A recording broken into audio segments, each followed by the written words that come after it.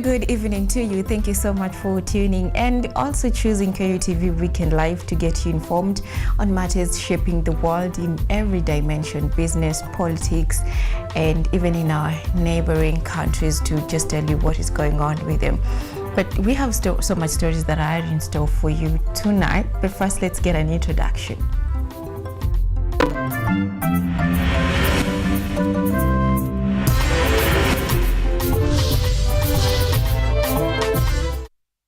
This is Weekend Live with Ochieng, Cynthia.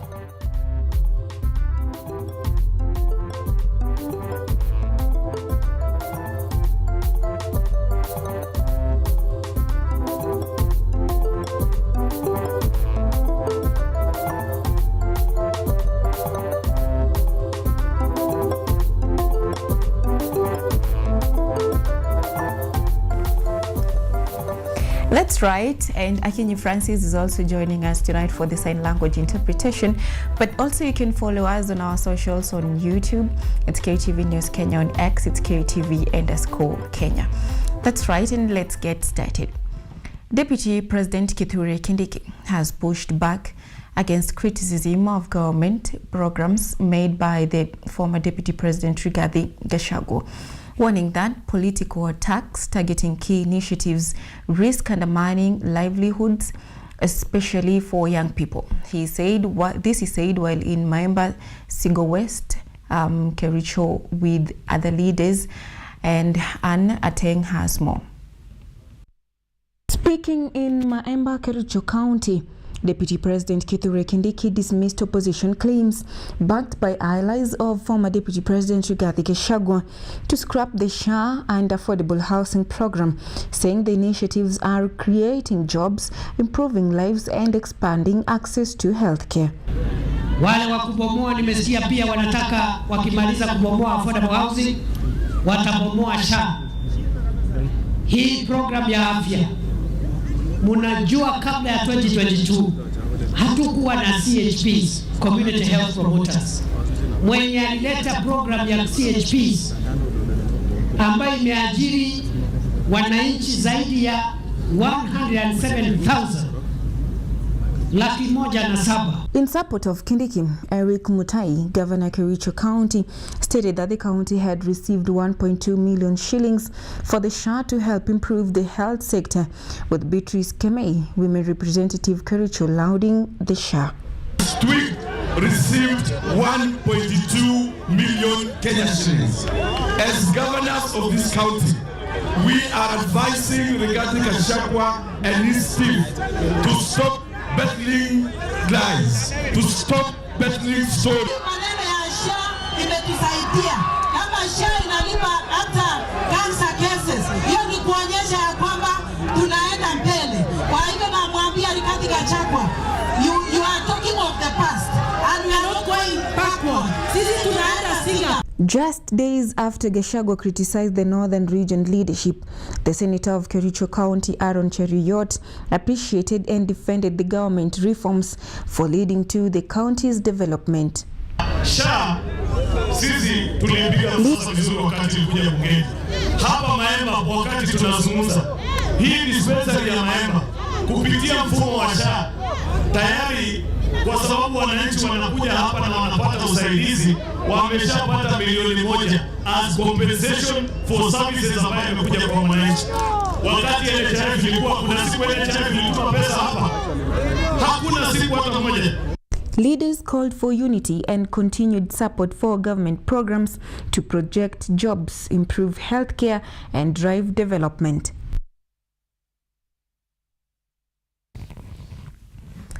And a standoff was witnessed at Wairima ACK Church in Othaya, Nyeri County on Sunday morning after opposition leaders led by Democracy for the Citizens Party DCP leader Rigathi Gachagua were allegedly tear-gassed during a church service.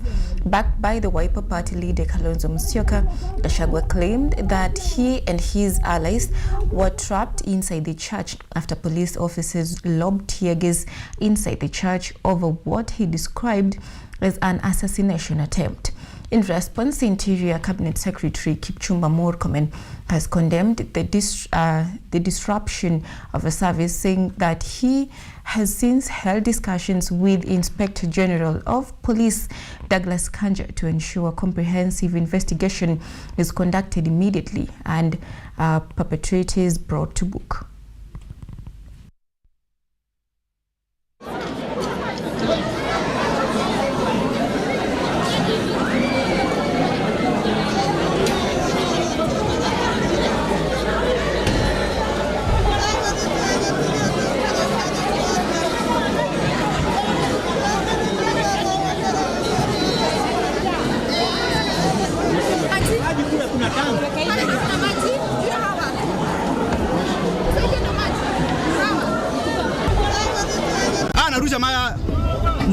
Hawa tukienda polisi wanawaita.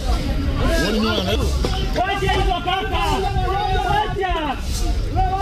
Wacha hizo kaka.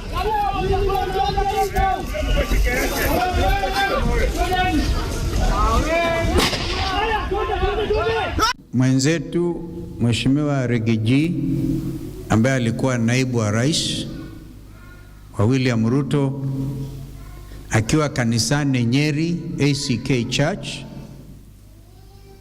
ameingiliwa pale, askari wanatupa tear gas ndani ya kanisa, wanapiga risasi ndani ya kanisa, tukiwa hapa as you are preaching Pastor Phyllis. Na sasa ile ambayo nimepata saa hii nikiwa pale ni kwamba ametekwa nyara yeye mwenyewe na watu ambao wamejifunika macho, barakoa.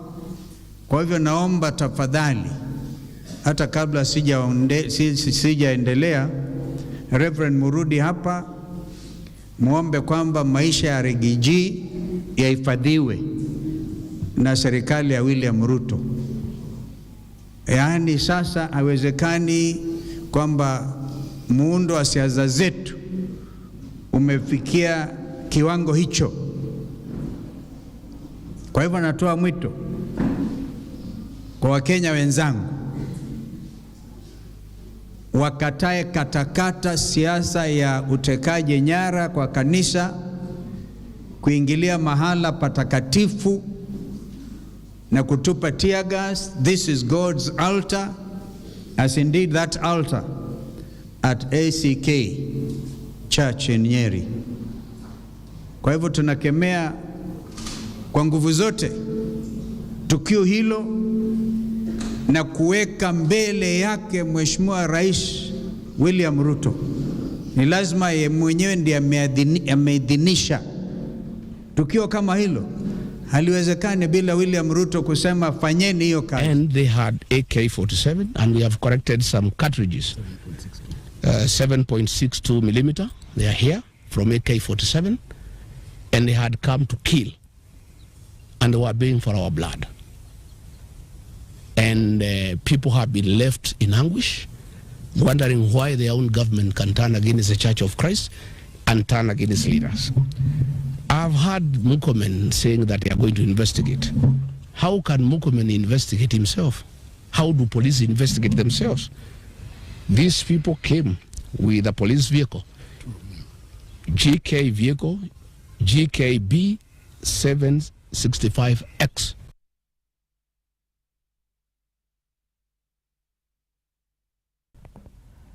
And as that happened, the Orange Democratic Movement, ODM, today camped in Kisii County, the stronghold of Deputy Party leader Simba Arati, where the leaders called on the residents to support the broad-based government till 2027 as they look into future partnerships.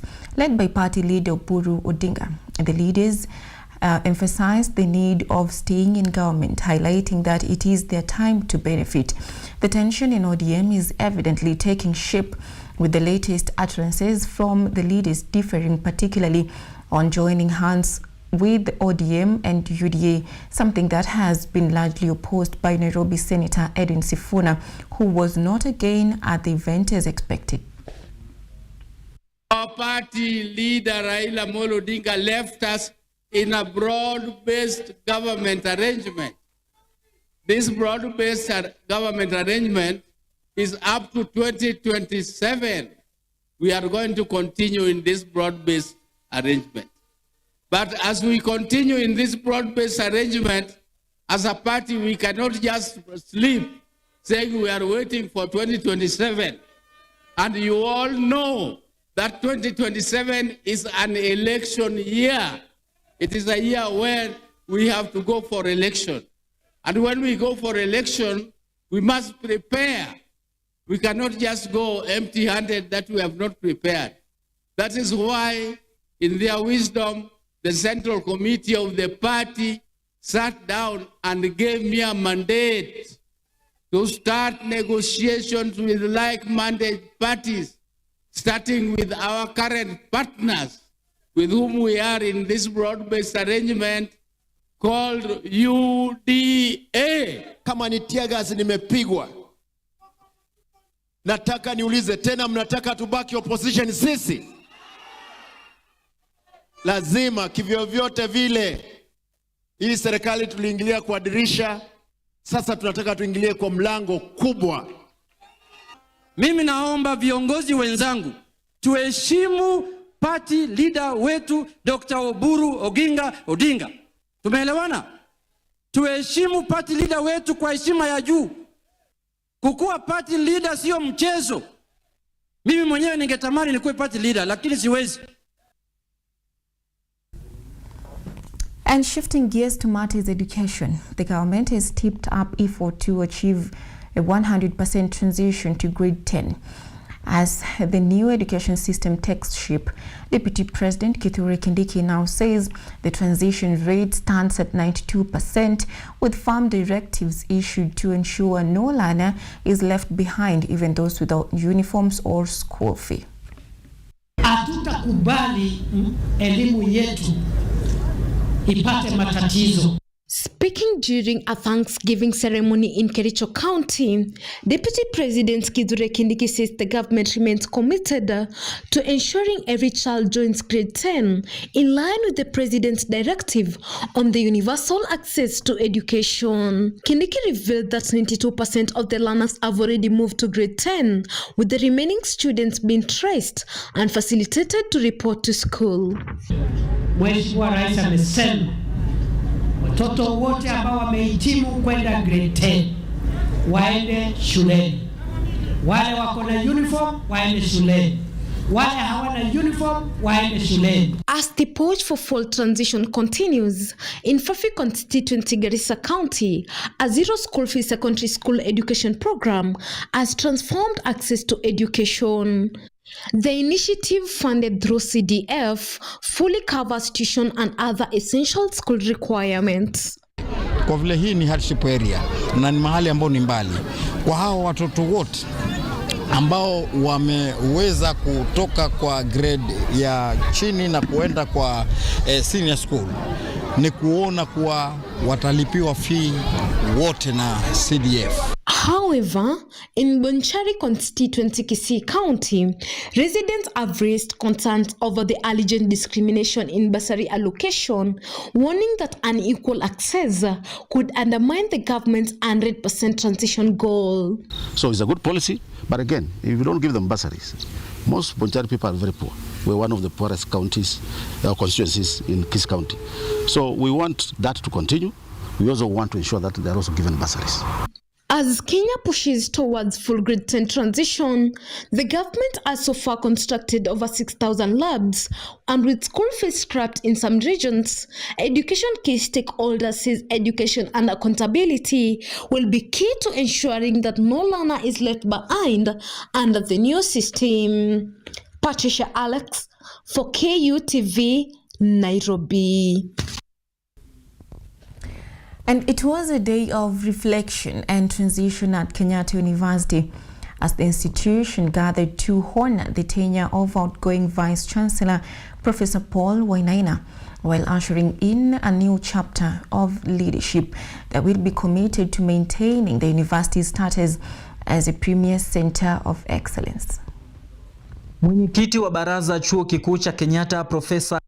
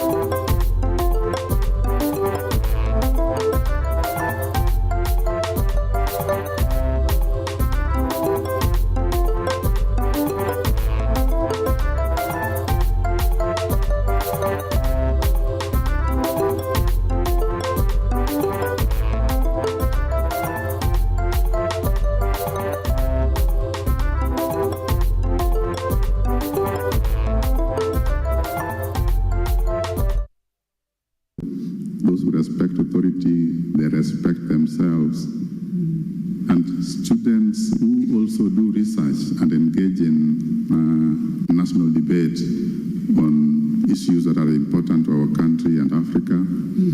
And those ones are intact. Those ones are here.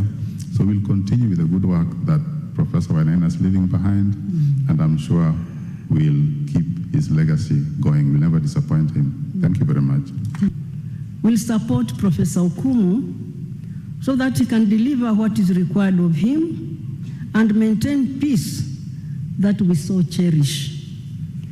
I also take note that staff seems to like Professor Okumu and willing to support him. That's a very good gesture. Continue with that, please. Now, in conclusion, let me once again thank the outgoing Professor Wainaina on behalf of the Council.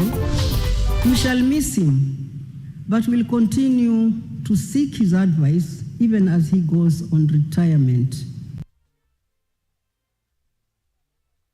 That story from Kenyatta University. We are due to take a very short commercial break. We'll be back with more stories. Don't go too far.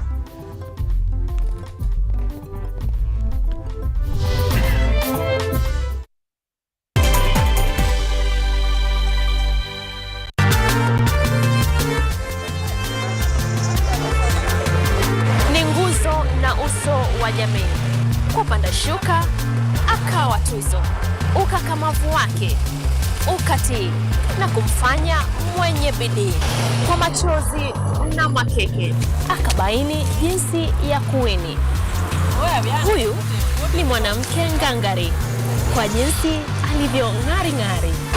Mimi ni mwanamke mwake. Usikose kutazama kipindi cha mwanamke mwake nami Caroline Kimwele.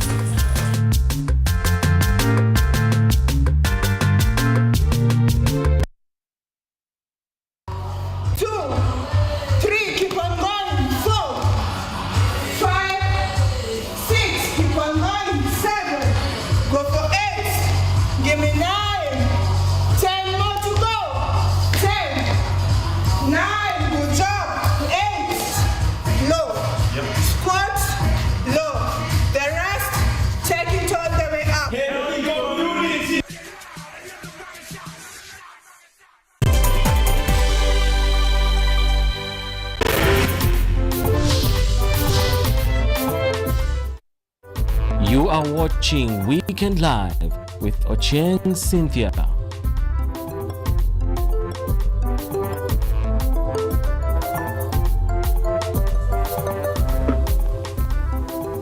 Welcome back, and let's keep on informing you. Now, the outgoing Vice Chancellor of Kenyatta University, Professor Paul Kuria Wainaina, was the guest of honor at an interdenominational Thanksgiving ceremony that was held to offer gratitude to the Almighty. Expressing his thanks to the entire Kenyatta University community for the opportunity to lead them, the Vice Chancellor will be remembered as a generous leader in the university's history, as Rajab Jumer now tells us. Beyond being a day of thanksgiving to God and bringing together various denominations within the campus, Vice Chancellor Paul Wainaina has been celebrated not just for his retirement, but for the numerous milestones achieved during his tenure. I leave this office deeply aware that whatever good was achieved was not by human effort alone, but by the grace of God and by the support of the KU family and friends.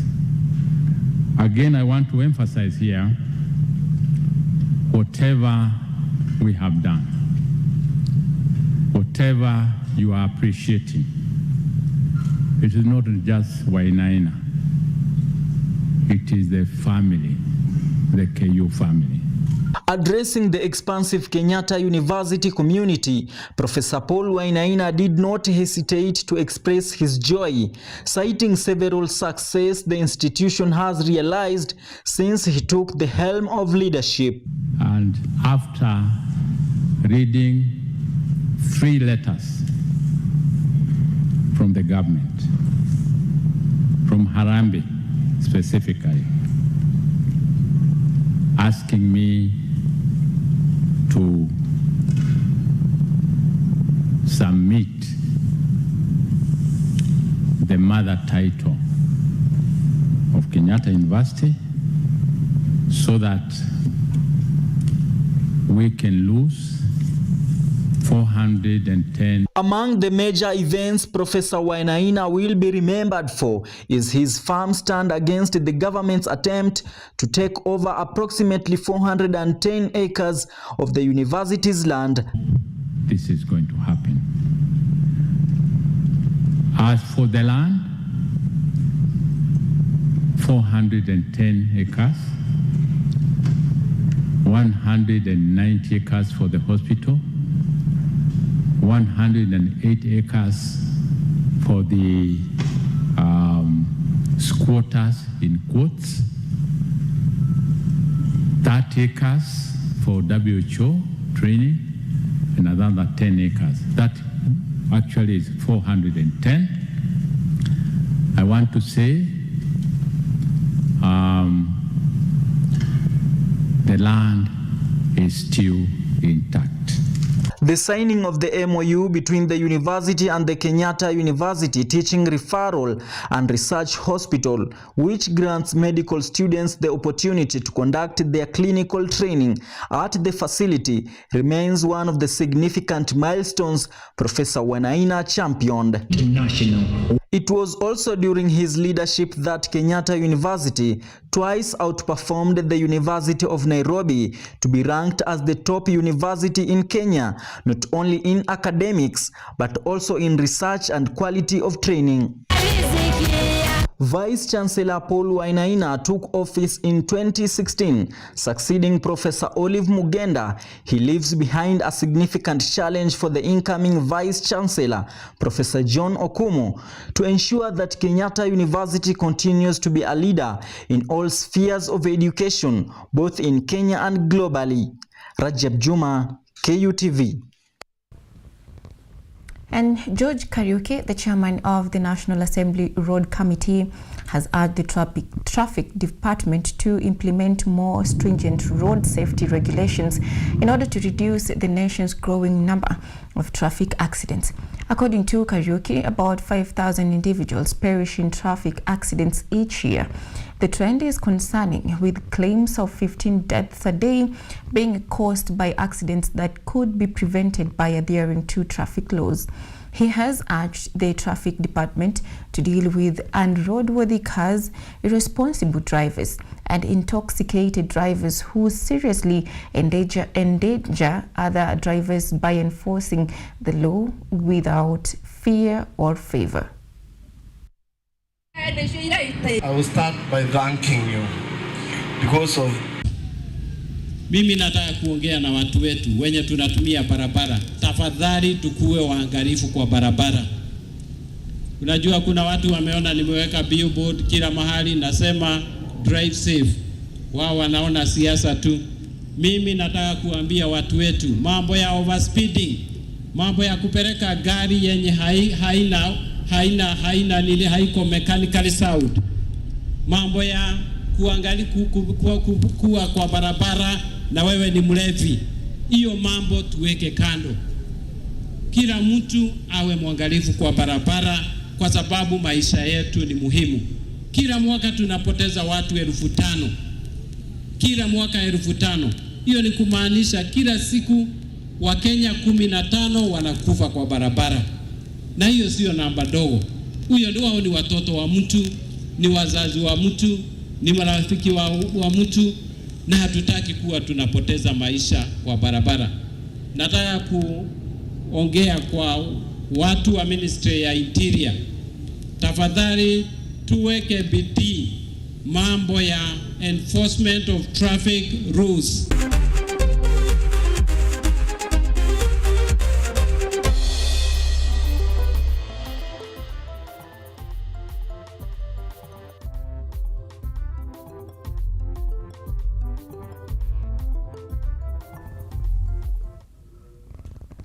And in today's matches, Chelsea won 3-1 against Crystal Palace. at Selhurst Park. Meanwhile, Aston Villa beat Newcastle 2-0 at St. James Park, extending their impressive winning record in a bid to put pressure on league leaders Arsenal.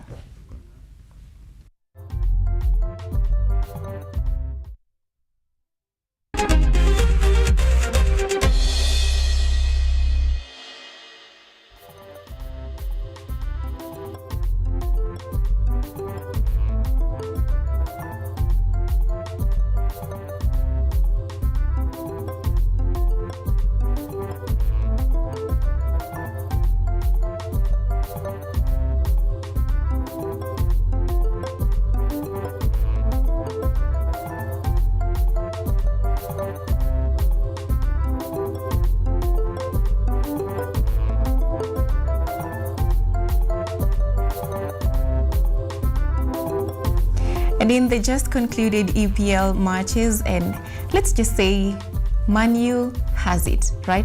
I think that is home. We don't need to speak it all out so that the enemies, all right, the opponents for Man U feel this little bit of guilt. So let me just say Man U has it, right? I think that's better off. And at that point, that is all we had for you tonight on the 25th day of January, the year 2025. It has been a pleasure being with you here, getting you informed in all of the diverse points of the world. And Akinyi Francis has been our sign language interpreter. My name is Ochieng Cynthia. Not to forget to mention this, yeah? The team behind the scene today, my directors, producers, and everyone that made this a success. We say thank you, and on their behalf, do have a lovely night.